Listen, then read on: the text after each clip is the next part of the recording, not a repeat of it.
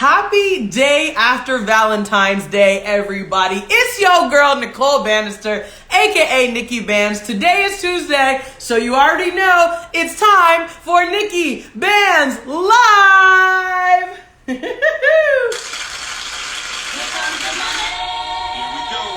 What's up, everybody? Hello there. Hello. I see we got all sorts of people tuning in. What's up, everybody? Happy Tuesday. It is such a pleasure to be here with you all every single Tuesday. Yo, girl, NIKKI BANZ is here bringing you the most incredible artists, entrepreneurs, entertainers, activists, and incredible creatives from across the globe. Today we have a first here on NIKKI BANZ Live. My guest today is from Zimbabwe, and this is the first time I have had a guest from Zim on the show. So shout out Zimbabwe. I'm so incredibly excited for you all to meet this incredible human, this woman. She goes by the name of Miss Chindiya, and the show is going to be live.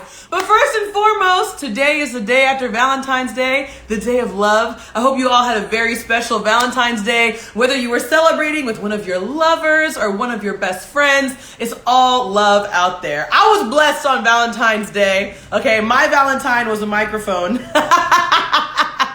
I hosted the illest Valentine's Day party in Cape Town. Shout out to Edition Events and the Hardy Collective. We had an amazing turnout. There was a couple hundred people there. All the lovers, all the friends. We had an amazing time. It was so much fun. So I hope you all had an amazing Valentine's Day as well. And I got a little Valentine's Day present. I got this very cute ring right here in the middle to keep the evil spirits away. You know me. You know I'm half Iranian, y'all. You know I'm half Persian. So, I always like to do nice things. Have the evil eye on here. So the name of the brand is called See Goodness. Thank you, See Goodness, for this beautiful ring. And you already know I got the Endo Squared ring. Shout out to the girls, Endo Squared from Nairobi, Kenya. I got my Asa Kaftans ring. This says Eshk, which is love in Farsi. So, the ring game is serious, y'all. The ring game is serious. I put intention into everything. Even this necklace, my necklace says Nicole in Farsi.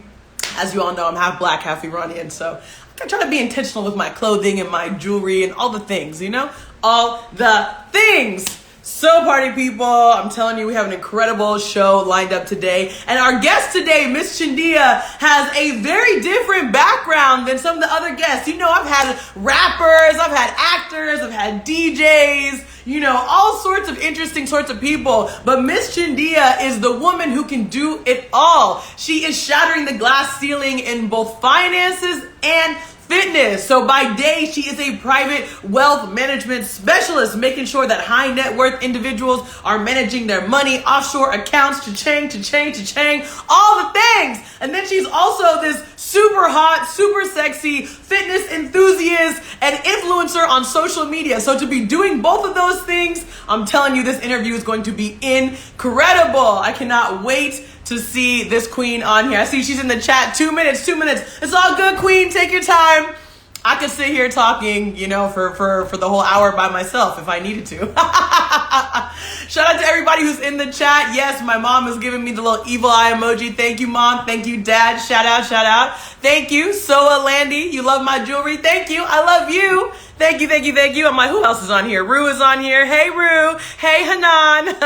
I love it. I see we got Mookie in the building. Hey, Mookie. Okay, all the squad. It's so good to see all of you. Thank you for tuning in to NIKKI BANZ Live. Like I said, every single Tuesday, I'm bringing you exclusive one-on-one interviews with the most interesting people around the world, whether it's Zimbabwe or Zambia or Saudi Arabia or Malawi or Nigeria or the US. Ain't nobody in the world bringing you creators from countries that I am bringing them to you from. I'm telling you, we international, baby. It's a big, bad global world out there. So we got to build those relationships, build those relationships across borders and across countries. I saw somebody in the chat said that my hair is gold. Y'all, look at these curls. Look at that curly right there.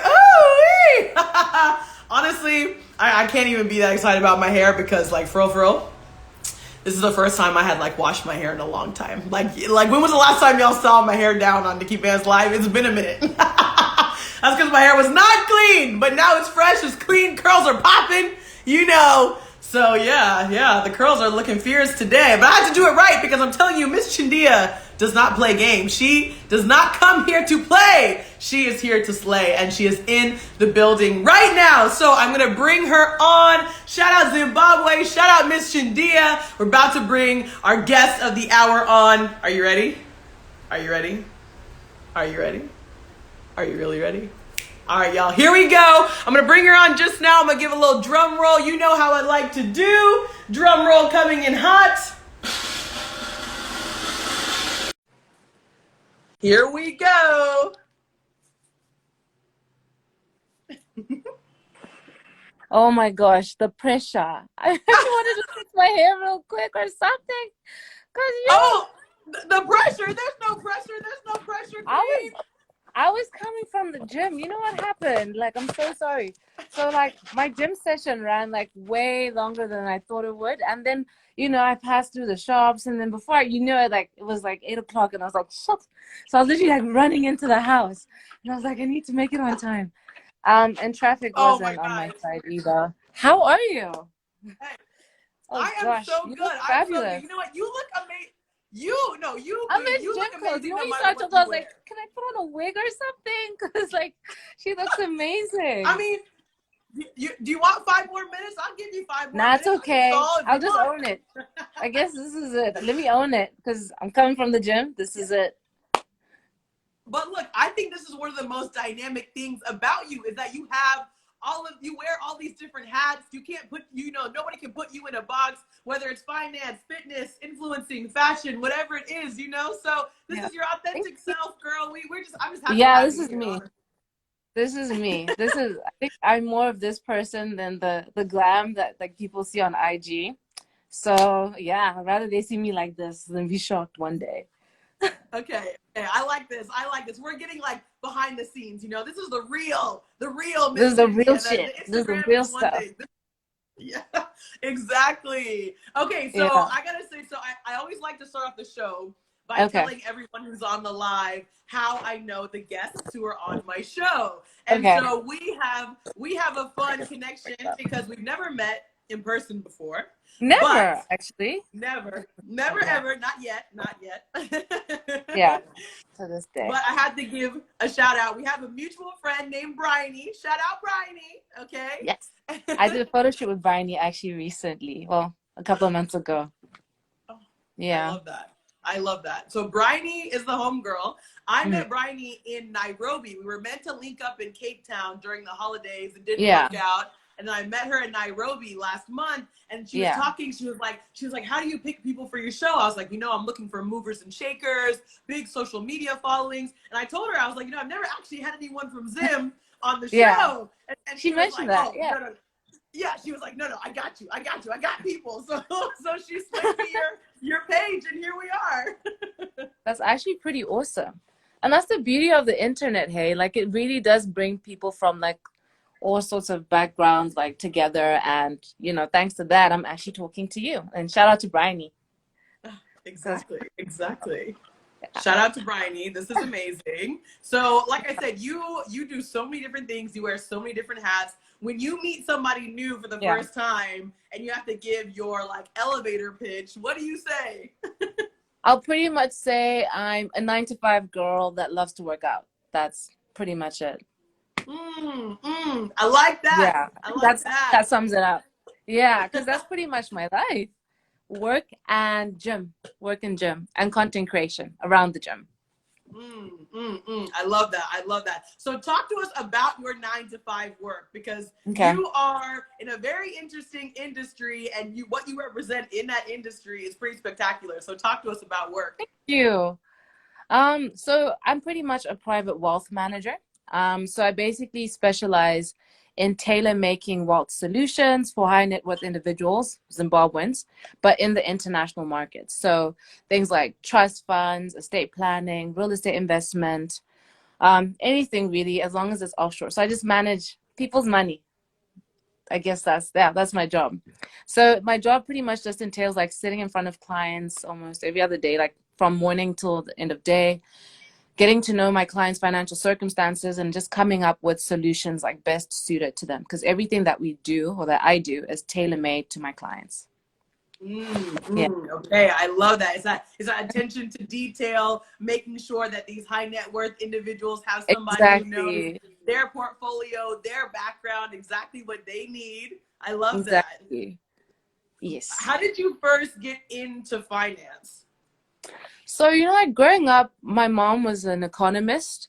So, I mean, when I'd go to school, especially when I started to like, my vocabulary started to like grow a bit, she'd have me like reading her reports or proofreading stuff for her. And then that kind of got me into like, no, got me thinking like I actually kind of like this. And I like maths already. So I was like, you know what? I want to be in the finance sector. So when I went to uni, I already knew I wanted to do banking and finance, and then I did that. But funny enough, when I was in uni, I wanted to be an investment banker. And then when I came back to Zim, that sector doesn't really exist. And for like a while, I was pretty much unemployed, trying to figure out what I'm gonna do. And then just through a friend, like how we met with Bryony, a friend just told me that there was a job opening and that I should come interview for it. And then I ended up getting the job that I have now. And I've been doing it for like 5 years. Wow, amazing. Well, shout Yeah. out to that friend. Nah, friends looking out. Friends really like friends that like, bring up your name when you're not in the room or just keep your mind when opportunities arise are like the best. They're the Yes, best. yes.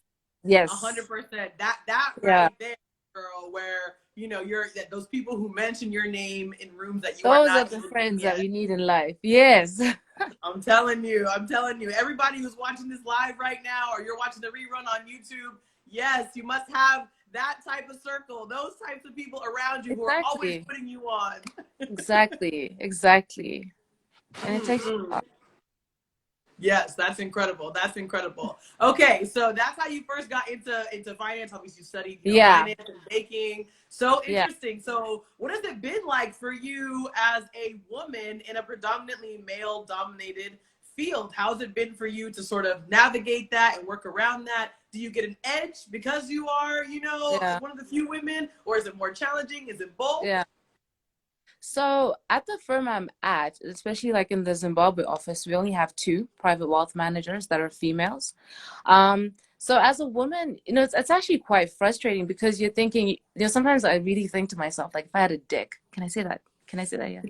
You can say If anything I you want, girl. literally had a third leg, I would not be going through like 95% of the things I experience at work, like even just various microaggressions, subtle comments, or, having to really prove yourself as a woman. Like you have to work that much harder to just prove to them that I can do the job just as well as you, because people have these assumptions about women, like, you're very emotional with your work, or, you don't have enough grit to like, make it in this industry. And sometimes you won't get the big clients because they think, she's not strong enough to hold this down. And you really have to, it feels like you're constantly fighting. You're fighting to like be heard, fighting to just prove yourself that you're just as capable as the men. And it feels like a constant battle.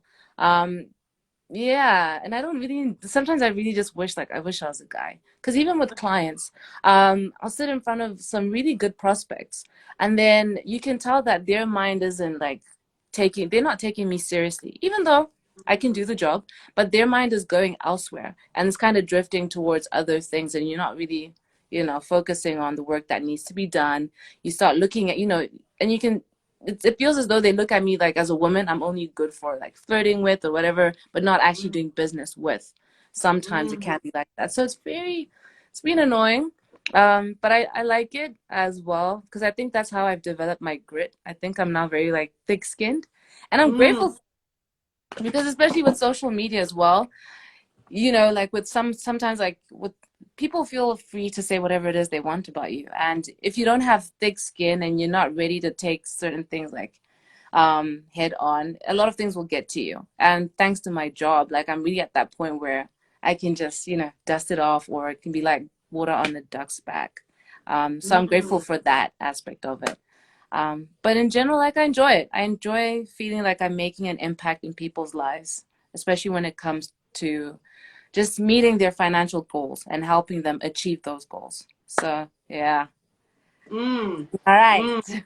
I love that. I love that. And the fact that you're able to be so honest, transparent, vulnerable, and say like, look, I'm incredible at my job and I know what I do and I do it well, but it's still hard. And these are the reasons why, you know, and I think those are the types of statements that, you know, make people like me really relate to you, right? Because you're like, I'm just going to tell it how it is. This is the It ain't reality. easy. If I was a man, it would be easier. But I now mean, I there's have times really when I thick go to the skin. toilet and just cry, hey, like legit. Like I'll just go, like take Oh 5 minutes to man. cry and just be like, okay, we're done. Let's go back to work. But it is what it is. Like, Wow. you know, you have those moments, but you'll get past it. And like I said, I think that's what makes you develop that grit. But even still now, there'll be times I'm just like, fuck this, man. And I'm just gonna go have a little cry, and then I just, you know, get it together, and then I go back to work. But yeah, even to this day, it's still not as easy as it may seem.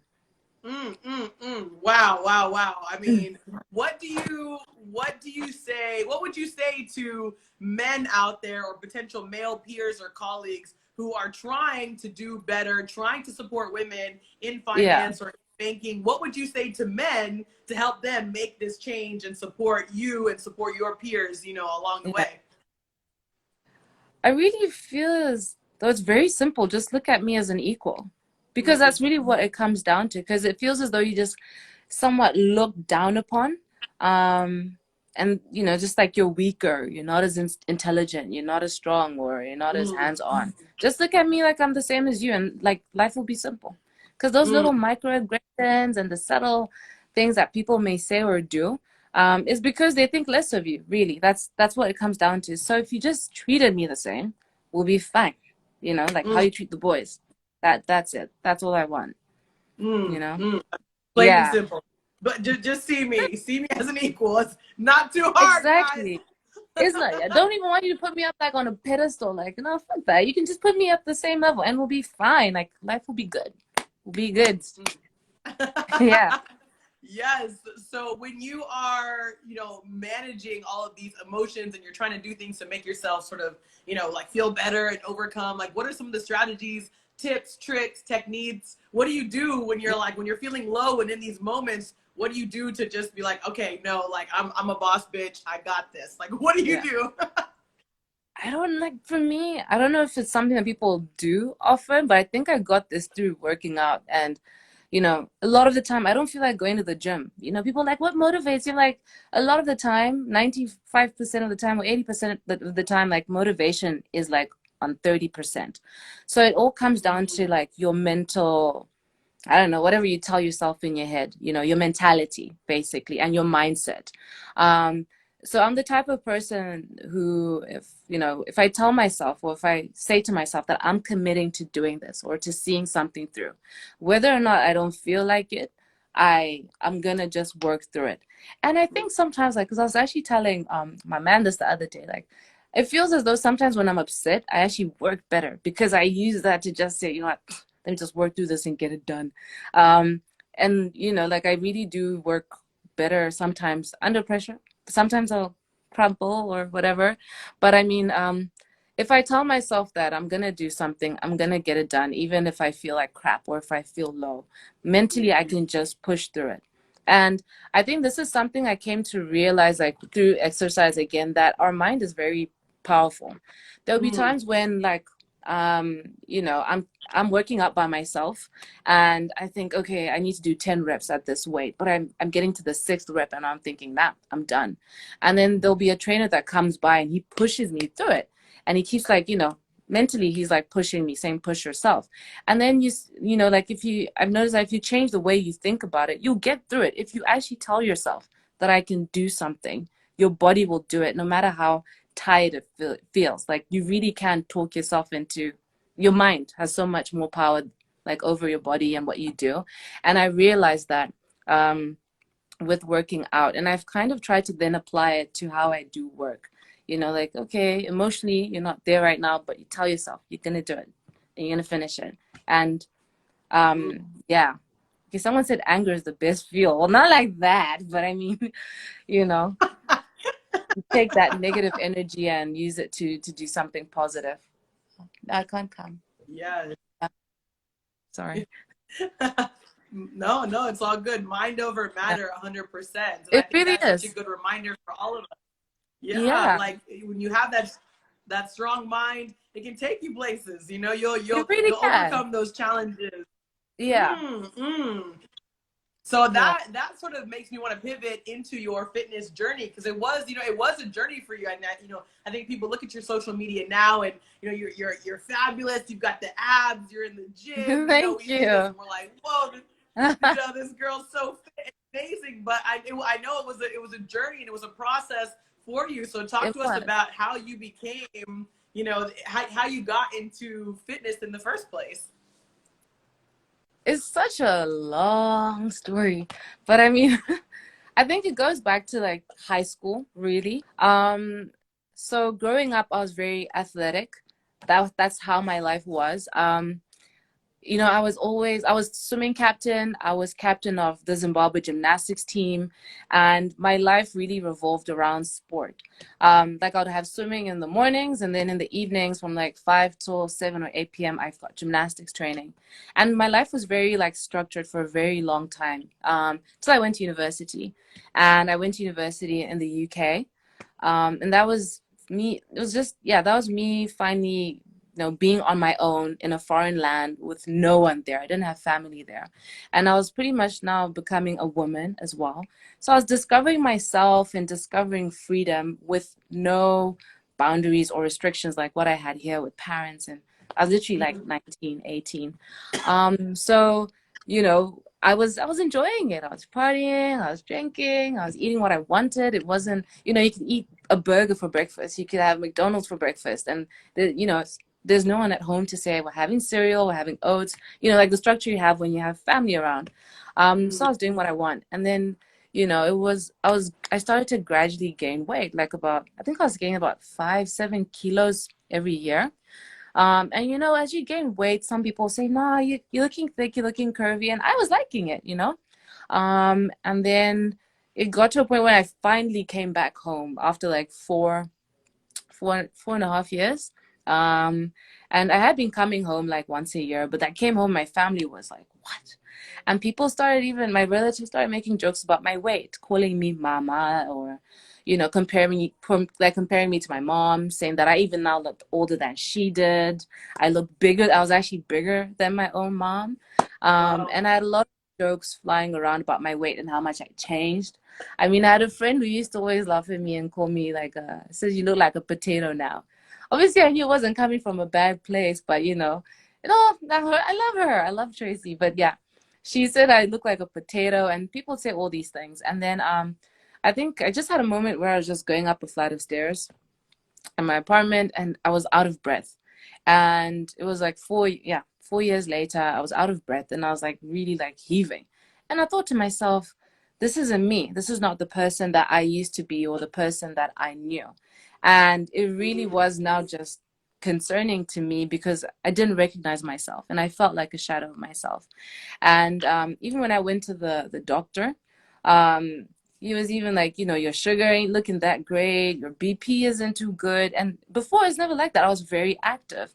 And because we also had cholesterol issues in my family, the GP was like, you need to sort yourself out or get your life in order, because you're too young to be, to having like your vitals like this or whatever. And then that's when I just got back into working out and rediscovered my childhood passion for fitness.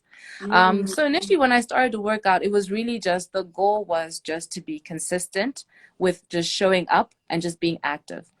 Um, I didn't, because before I'd focused so much on losing weight and I got so frustrated. I mean, I tried like flat tummy teas. I tried all sorts of things. Hey, I even realized those things are like laxatives disguised as whatever it is they disguise as. But you're just gonna like Right. poop for 2 days. Then you get on the scale and you're thinking, oh my God, I lost weight. And then, after a week or so, you're gonna realize you plateau because you can only shit out so much. Right. Um, yeah. Not And that's when, sustainable. like, yeah. So when I got back, well, when I finally got to that point, I realized you just have to put in work. But I didn't want to put a number to it or whatever. So I just said, let me just show up and just, the goal is to just work out and to be active. And then that's how it all really began. And then I got to a point where I realized, just, just consistency brought about results without me really like yearning to get results. And I realized that my body was really was starting to respond. And it was after a couple of months. And that's when I realized, people would then kind of comment on my body. And I thought, let me just actually start like document this and share it. And in sharing that, that's when things like my social media started to get traction, really. And I didn't think it would like that, It was very unexpected. And that's literally the story. It's a bit long. No, I love it. I love it. And I see that everyone in the chat is loving it too. People are commenting, saying how much inspiration you are.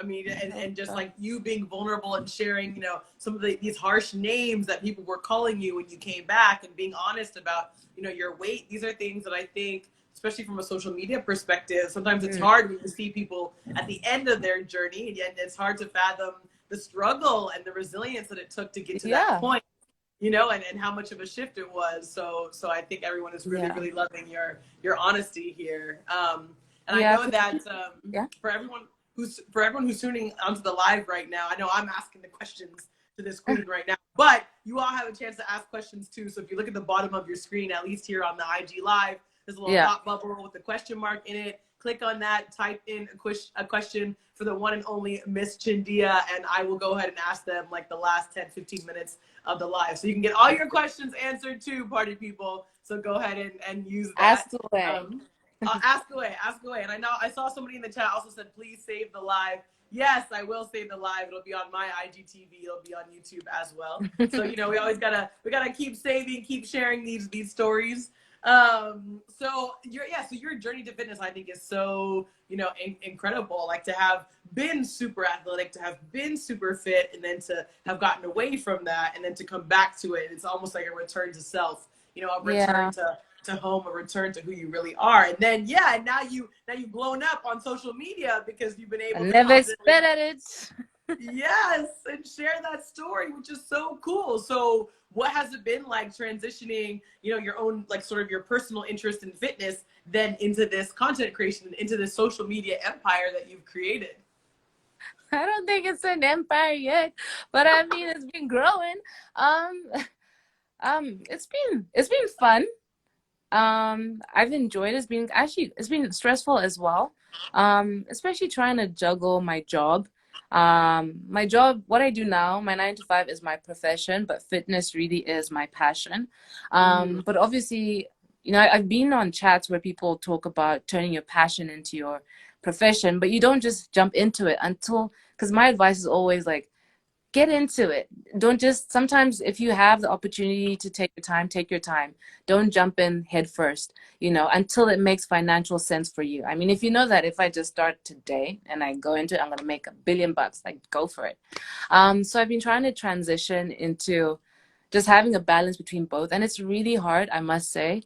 I've had to make a lot of sacrifices. In the beginning, like, it was really fun. Not that it's not fun now. But I was creating content by myself and with, like, my friends and the team, whatever. And there wasn't as much pressure in it because it hadn't grown as much as it has, well, to the point that, I was at 3,000 followers most of like 2019.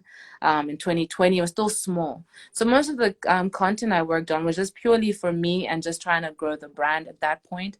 And it was no pressure, and it was like once a month or once every 3 months, you're creating content or working with somebody or just doing that.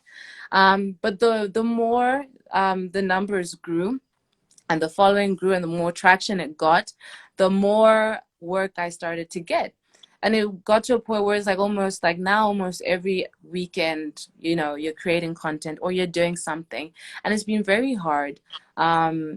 Even just for people to understand when some brands want to come to you and work with you, and you're like, because people think, oh, this is all you do. But I have work, Monday to Friday, I can't do much. And they're like, oh, aren't you free to do this? Like, no, I have to go to work.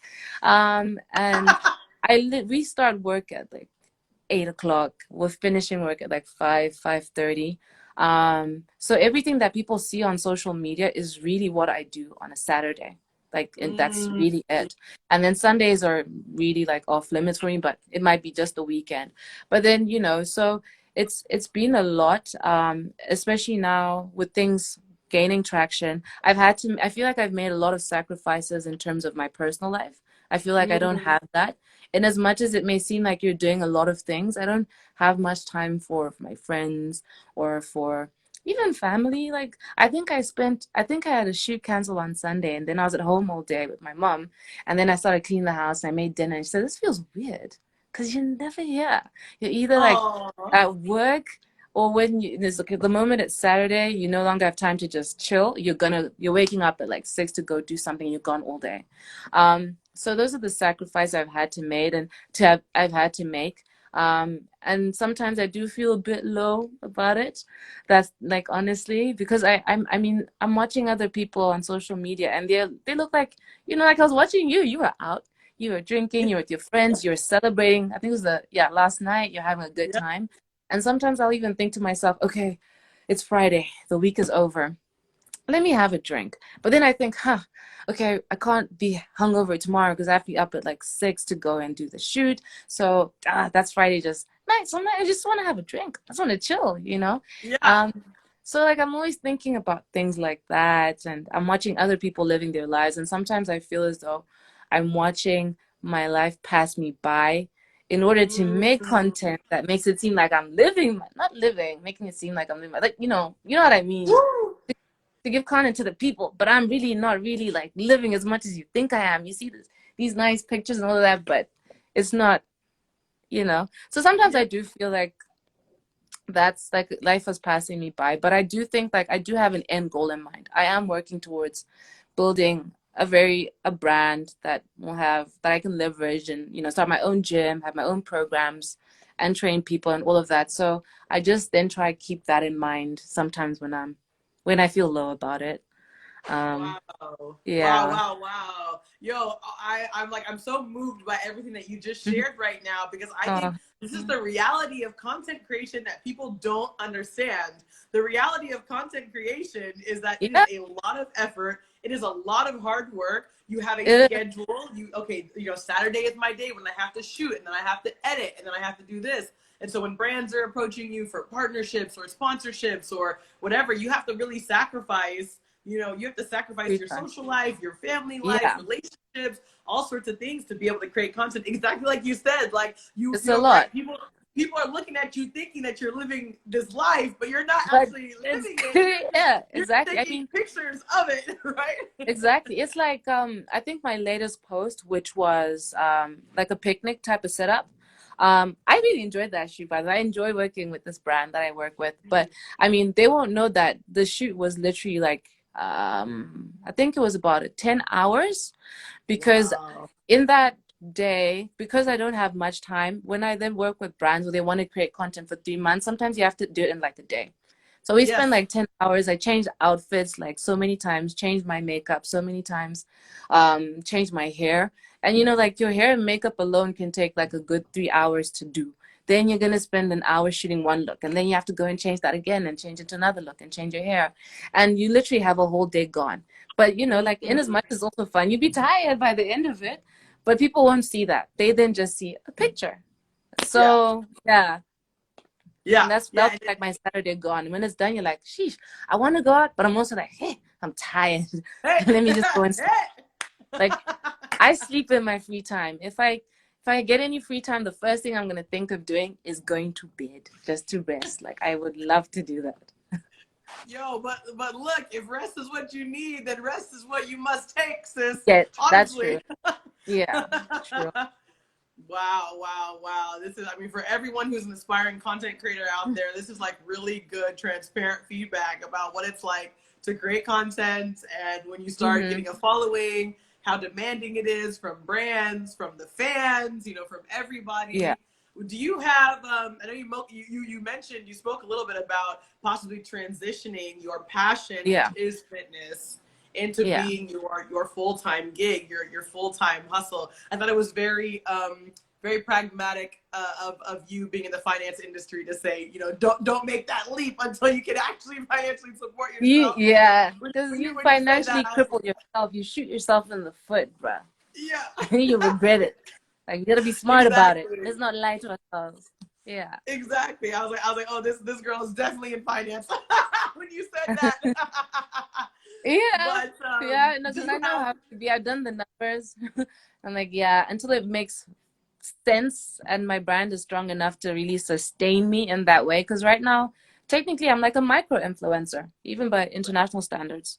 I'm a micro influencer. So, even like your rates and the amount of work that you might come by might not be paying you as well as someone who's at 100K or 500K or who just has a stronger brand. Sometimes it's not even about numbers. Yeah. So yeah, until I like get out of that bubble, I'll be realistic and honest with myself. Mm, There's a mm. girl needs to make money. Need to fix these Yeah. nails, do the hair, feel like you get done up. Yes, exactly, exactly. And you have some absolutely fabulous hair. And that the hair is part of like I don't know, do you own the company? Is it part of a collaboration that you do? Because the hair is on point always. So I'm like an ambassador for that hair Mm. company. So I don't own it. So I just wear their hair and it's absolutely lovely. Go check Mm. out HBYN if you can, guys. They've got amazing Woo! hair. Yeah. I love it. I love it. I love to see it. So, Thank reflecting on your content creation journey, what is it you. like for you being in Zimbabwe? What is the sort of influencer, content creator, social media scene in Zim? What is that like? It's growing. Um, I mean, it's not a thing that a lot of people do. Um, and we have like people who've kind of pioneered that. Like we have the KVGs, Miss Reds, like Ruveniko. We have some like Pokelo as well. We have some people that are big. Like they've managed to actually just, get 1 million followers in a country where data is very expensive and the population is like a fraction of like, most big countries. Because someone actually brought up this thing about YouTube is paying really well for South African content creators and even like, content creators in the first world. And why aren't Zimbabweans leveraging that? And my response to it was actually that, South Africa has a population size that's 3-4 times the size of Zim. And secondly, buying data, getting access to it's not like we're in the bush or anything like that, but it's expensive. We have Mm. really high, so it's like everything is working against you, you know? Um, Things like, that's why even like Instagram, oh crap, you see? Power. Do you see that? Yeah. Please tell me it's on Yes. Wi-Fi. Yes. Oh my God. No, we're But still here. anyway, We're still live. It's all yeah. good. It's all good. Yeah. So even just growing and getting those numbers is just really hard. Because I was even saying the fact that as a Zimbabwean, you can get on your phone, you can tweet a tweet, you're privileged. Um, that's Mm. just the honest truth, you know. Mm. So it's really hard to grow in a market like Zim. But I think like, and also because I genuinely feel like in terms of like collaborating with brands and in terms of companies marketing and working with content creators, they're very like very undervalued, not appreciated, unlike in other countries. It's like that guy who didn't make any videos. I mean, didn't make any sounds in his videos, right? He Yeah, literally, yeah, yeah. because of opportunities and the fact that a lot of these corporates are so open-minded to the power that content creators have when it comes to even marketing their products or just growing their own brands. They're so open-minded, unlike here. Like that guy has gone from just making TikToks like this to being a Hugo Boss ambassador and taking pictures right next to Tiana Taylor. Tiana Taylor. I mean, Crazy. right? And I was like, you see, because it can take you far in other countries because they're appreciated. And I feel like they're somewhat valued. And here, I feel like a lot of organizations and companies are slowly opening up their minds to it. But you also have to fight. You have to fight to get paid, you know, and not work for exposure. You really have to sometimes it's hard because people aren't getting the money or people aren't getting paid as much. There's someone, and because of just how Zim is, there'll be someone who's really ready to just take up the job for less even, who might even have a bigger following than you, like and undercut you in a sense. So they then even feel like, you know what, if you're not gonna, you know, if you're not gonna work with us, okay, we'll find someone else. But I mean, if they're in the States and, you know, Tiana Taylor says these are my requirements, what you should pay me, or someone, or even just any, well, she's not a content creator, but I mean, like, if they're approaching a brand or a personality, they'll pay them what they ask for. I'm like, here, but you really have to argue why, or, you know, really let them get why they should pay you what you should be paid, or why they should work with you, and things like that. So it's not as easy.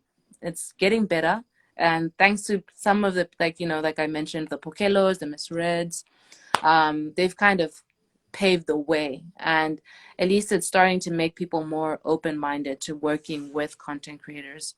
So it's hard, but I'm very optimistic for what the future holds.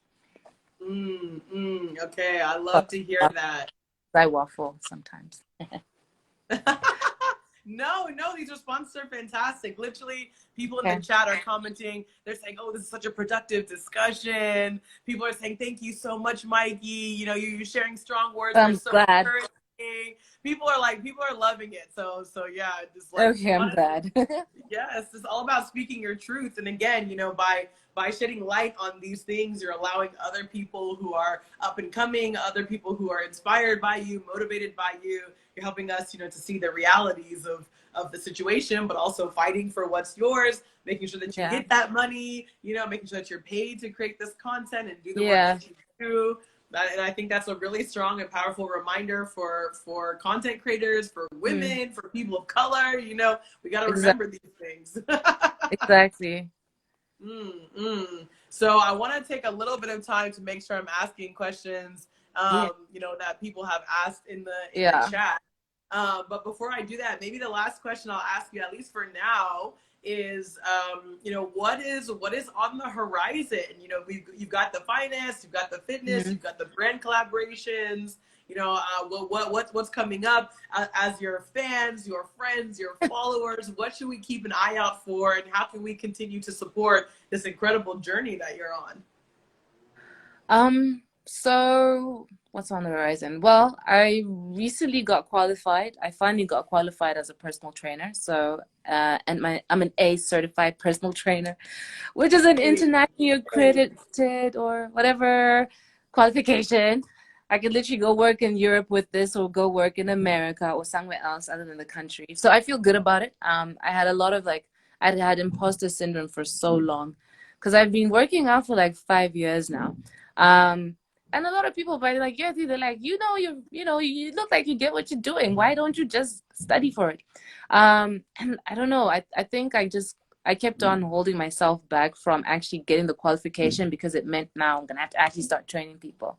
And I've always had this worry where like I'll disappoint people, because, you know, it's hard to train people, and like, you know, they need to be on the same wavelength, or as you are, you know, in terms of achieving results. And some people might not find it as easy, or they might struggle more than you will. So I always thought, hey, what if my brand then flops if I'm someone who doesn't achieve results, or if I'm not good at training? What if I'm actually really bad at training people, but I'm good at doing it for myself?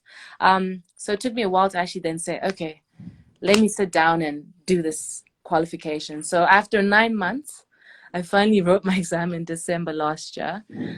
So I passed.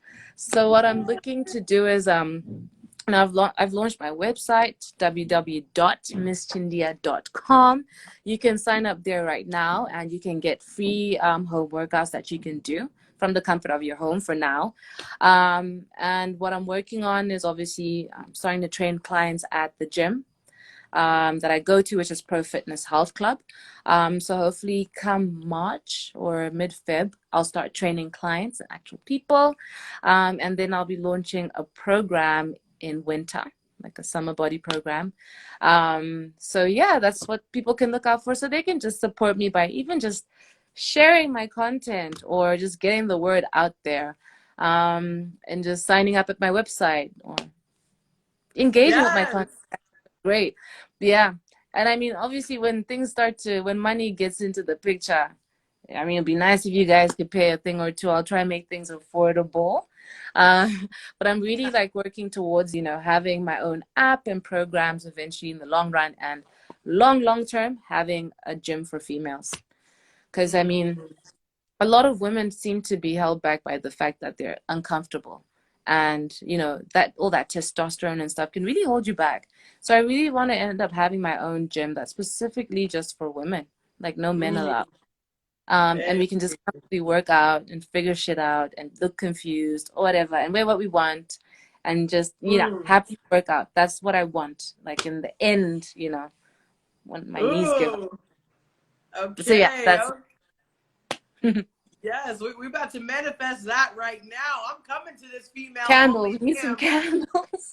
I'm ready. Let me burn We're gonna light some candles. Let me throw some crystals. I'm ready. We're gonna manifest this female gym for you. That's incredible, and congratulations on this certification. That's so fantastic. We're so excited for you. The chat is going crazy. Everyone's like, congrats. Yay. Thank you so much. Like I really, at the end of the day, I wouldn't have been able to. Well, obviously I work hard to get to this point, but even just having people support, and that's why I think I actually like Instagram the most. My followers on Instagram are the most supportive, like caring, like really lovely people. Like I love Instagram. It's my favorite app. Just generally because I feel like I have like a little tribe or something. I don't know if that's the word. But yeah, just a group of people, like a nice community, and that's just positive and supportive, and I absolutely love that. And I'm grateful for everyone's support because obviously it's the numbers that have gotten me here. So yes, 100%. Well, shout out to the IG community that has been holding you down and just being so supportive. If you ever make it to Washington D.C., my brother is there. My brother is a personal trainer as well. Really? So we can do a little cross-continental link up. That would be nice.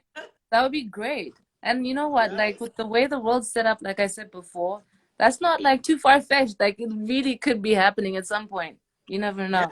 Yes. Literally. And this gym that you're gonna start teaching your clients at, the gym you mentioned, is that in Harare? Yeah, so it's in Harare. Okay. I'm just saying, I might have to pull up. I mean, I'm not that far away. You can come through. We can do a session together. I might have to come through. If you're ever here, you want to train or even just grab lunch, like I'm here, I'm available. We can do something. That would be nice. I'm so excited. I've been to Zimbabwe before, but I've only been to Bulawayo. I've never been to Harare. Yeah. Where were you in Zim? Were you in Vic Falls? I was in Bulawayo for about a week for work. So I used to work that side. And then, but I've also been to Vic Falls, which is obviously stunning. Mosi Watunya. No, so you can come to Harare. I'm dying to actually, like I've been to Blues, Blayo, a couple of times, but I've never gone there to actually have fun because Skies, it's called refer to it, Skies, Blues. It's lit. It's really lit. So I've been wanting to actually go down there just to have a good night out. The energy there is dope. Yes. But yeah, no, you can always just come, for sure. And if you're in Cape Town, you have an open invitation. We'll hang out. I'll definitely reach out. Yes, I love it. Okay, we have about 10 minutes left of the hour of the live. Let me go through and ask some of these questions from the fans. Okay. We got a couple questions here. So this is a fun one. This one is coming from Tawa Moose, who's asking, can you sing? I don't think I can't sing to save my life, bruh. Can I sing? Jack, I don't think I can sing to save my life. I can't sing. I can't dance to save my life. I think people have realized the dancing bit. Like when I get caught off guard and I'm drunk and you just see that I ain't got no rhythm. It's embarrassing, but it is what it is. At least I can own up to it, bruh. Exactly. This is the funny thing about IG Lives. I'm like, we're talking about resiliency, grit, fitness, purpose, finance, and someone's like, can you sing? And I'm like, okay, you know what, people, just ask whatever you want to ask. Okay. Just ask. Shout out to the fans. Thank you, Tawa Bruce, for that one. Okay, so this Struggling to is scroll up. this is an interesting question. This is from Carly J 333, which I think is a very Okay. honest question given the current political and economic state of Zimbabwe. Carly is asking Okay. what made you move back to Zim? They're saying I'm in uni currently overseas debating Mm-hmm. whether or not I should actually come back. Bruh. First, honest truth, like I'll tell you, don't come back. I mean, I'm all for fixing the country and everything, but I'm like, yo, if you can make it work there, make it work, make your money. Because I mean, everyone wants to come back home at the end of the day. I mean, my ideal situation would have been like work, work, work, work, work, make my money, and then come back and settle here. But don't come back anytime soon. If you can, just stay there. Because being a youth in Zim is tough. I didn't really have a choice. I was in uni at the time that Theresa May was in power. And that was years before Brexit actually happened. It was like some mythological thing that, nah, they ain't gonna do it. They ain't whatever. But she was kind of like preempting it by like introducing like small little policies and things like that.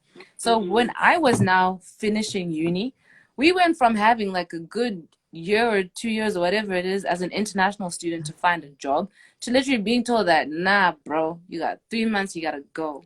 And I think Boris Johnson, like only like last year or something, he took it to 3 years now. He's made it 3 years, I think. I think I read an article on that and I was like, fuck. Like I have the like worst luck.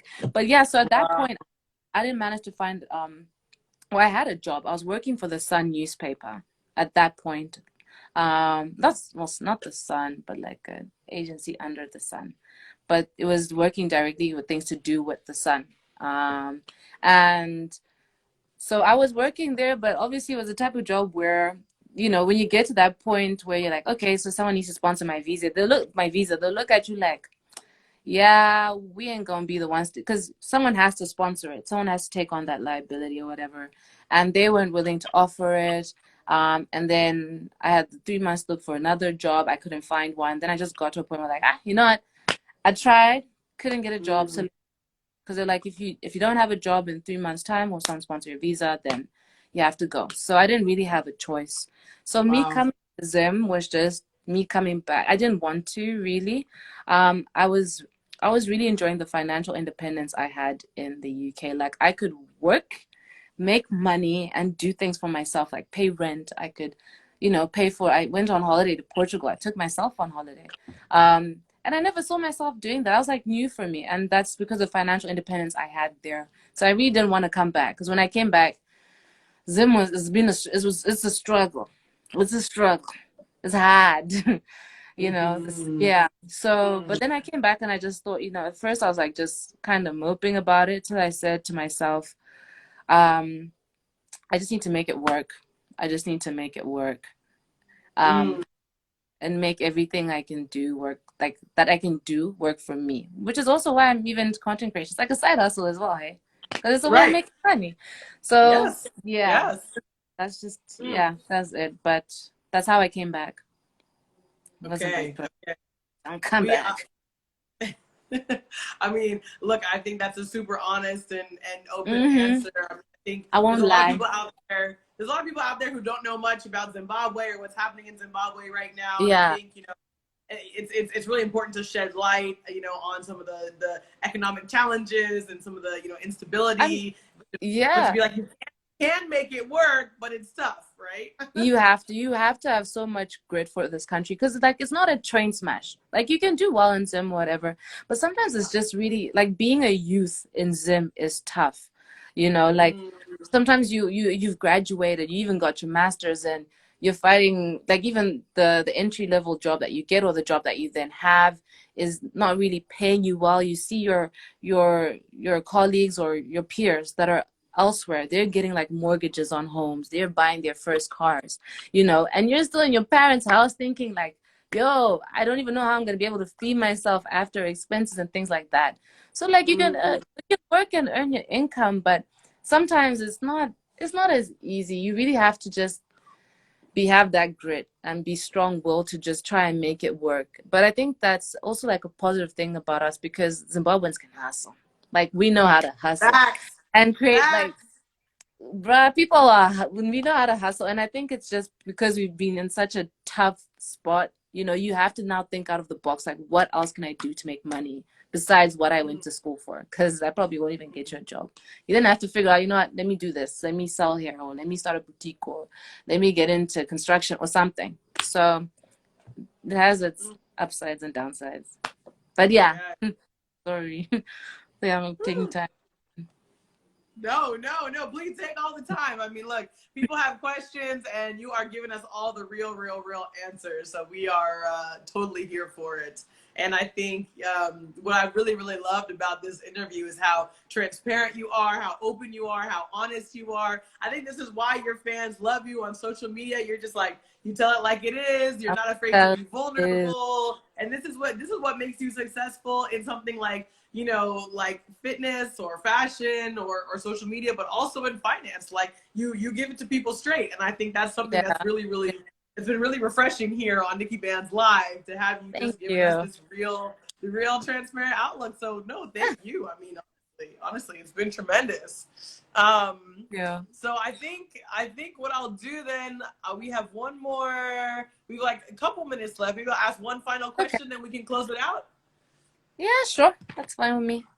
Time went by quick. Like, I know. It did go by so fast. I'm telling you, time flies when you're having fun. This has been a super fun interview. Yeah. I like this question. This question just came in. This is from Insta Joke 5. They are asking, what is your definition of greatness for yourself? What kind of a question is that? I don't know. Greatness, Bryce, you don't know. I think about that. I don't know, because I feel like I'm someone who, nothing ever really satisfies me. My man always said that, like, you're never just, like, happy. Not in a bad way, but I think when it comes to, like, achievements and things like that, something good will happen, and then I'm already thinking about, okay, how can I do better than that? Or, you know, what can I do to top that? And I could never see it just, like, I don't know. I think it would have to come after once I'm dead and someone acknowledges that. Because I think, like, even if I achieve something, it won't be enough for me. So I've never really thought about what greatness would be like for me. I guess, I don't know. I think just getting to a point where my brand is really now just recognized internationally. And where I could get like an international campaign. I mean, I'd love to have just done something with Nike.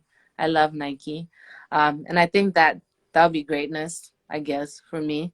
Yeah, getting to a point where my brand is at a certain level and I can work with certain people that are already at the pinnacle, or people or organizations that I consider to be at the top. I don't know. We can do another question because I feel like that question wasn't answered really well. So you can add one more if you like. Hey, look, that's a tough question. I mean, greatness, that's a word that holds a lot of power and magnitude. So that's fine. And you know, it's evolving. Greatness for me? Yeah. It's evolving. It's evolving. Okay, maybe. Okay, what else? Okay, I'll ask this question. This is a fun one. Since you said that you were a swimmer and a professional competitive swimmer, my mom, who loves to swim, and she's also she's strong in the DMs and in the questions right now. Is she? Oh, is that her? I think I even know who your mom is just from this. Yeah. Yes. Yes. Dancing to me, and she's giving all the claps, all the love. So she's asking, what is your favorite swimming style, or what's your favorite stroke? I love breaststroke because it's so smooth. You just glide. Yeah, I love it. It's not violent like crawl or butterfly or backstroke. You know, I hate a backstroke because I was always getting like water up my nose. Butterfly is so violent, and crawl is just dead, bro. It's just, we all do that from the get-go. So I like breaststroke. I love breaststroke. Yeah. Ooh, that's interesting. Okay, wait. So wait, what did you call it? Crawl? Yeah, what do you guys call it? I was about to be like, ooh, we have a little cultural moment here. We call it freestyle. Okay, we call it freestyle. We also call it freestyle, but I think I use crawl more often than that. Yeah. Ooh, look, I learned something new today. I love it. Kind of like. Yeah, so I also love the breaststroke. So yeah, that's my favorite one. Just yeah, smooth. It's like You just butter. glide You with it. You just just go. glide. And you just, yeah, Exactly.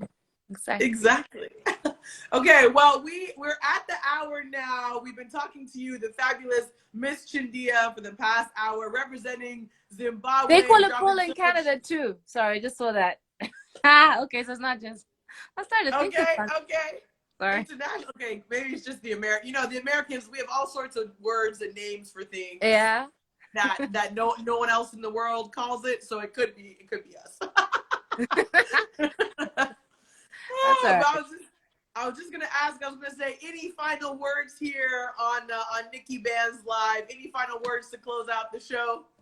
Yeah, I just want to tell people, man, the sky is not the limit. You are.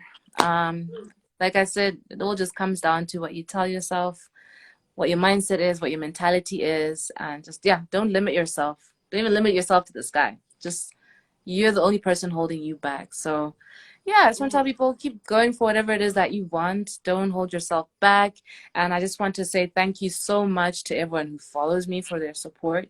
It means the world, and it goes such a long way. Like, I'm grateful, and I truly appreciate it. I appreciate you guys, and I appreciate everybody. So thank you so much. Those are my final words. Boom. Wow. Woo! Period.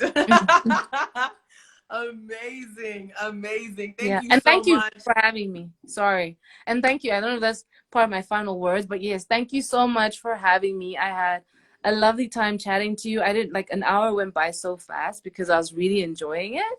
I love your energy. You're amazing. And I wish you all the best with your lives and everything that you're doing. Absolutely love your energy. And thank you so much for having me. I appreciate it.